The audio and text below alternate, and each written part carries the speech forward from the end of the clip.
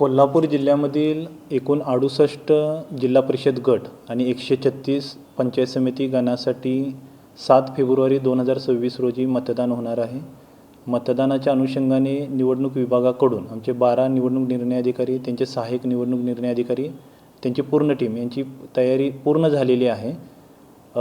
एकूण 2691 मतदान केंद्रावरती आपल्या 15,000पेक्षा जास्त मतदान कर्मचारी आणि अधिकाऱ्यांच्या माध्यमातून मतदान प्रक्रिया पार पाडली जाणार आहे. जिल्ह्यामधील जवळपास 23 लाखापेक्षा जास्त मतदार या मतदान प्रक्रियेमध्ये सहभागी होणार आहेत. तर माझं कोल्हापूर जिल्ह्यातील सर्व मतदारांना, ग्रामीण भागातील सर्व मतदारांना नम्र आव्हान आहे. 7 फेब्रुवारी 2026 रोजी सकाळी 7:30 ते सायंकाळी 5:30 या वेळेमध्ये मतदान होणार आहे. कृपया आपण मतदान केंद्रावरती यावं आणि आपल्या मतदानाचा हक्क आपण बजावावा.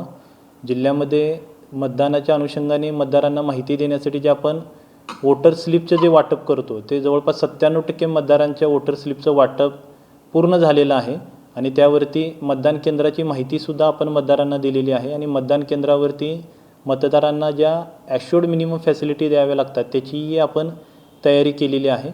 आणि 7 फेब्रुवारी रोजी मतदानाच्या दिवशी ग्रामीण भागामध्ये सुट्टीसुद्धा निवडणूक विभागामार्फत जाहीर करण्यात आलेली आहे. तर माझ्या सर्व मतदारांना परत एकदा नम्र आव्हान आहे, मतदानाचा दिवस हा सुट्टीचा किंवा बाहेर फिरण्याचा दिवस नाही, तर लोकशाहीने आणि संविधानाने जो आपल्याला मूलभूत अधिकार दिलेला आहे, जो आपला महत्त्वपूर्ण अमूल्य अधिकार मतदानाचा दिलेला आहे, तो मतदानाचा अधिकार निपक्षपातीपणाने आणि योग्य विचारपूर्वक वापरण्यासाठी हा अधिकार दिलेला आहे. तर त्या अधिकाराचा वापर करा. प्रत्येक निवडणुकीमध्ये लोकसभा, विधानसभा, नगरपालिका, महानगरपालिका निवडणुकीमध्ये कोल्हापूर जिल्ह्यामधील मतदानाची टक्केवारी ही आघाडीवरती राहिलेली आहे.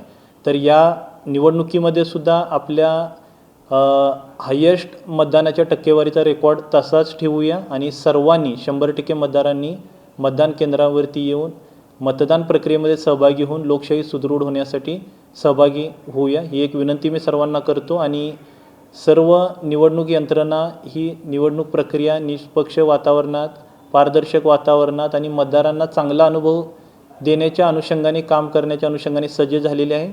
मतदारांनी सुद्धा समोर यावं.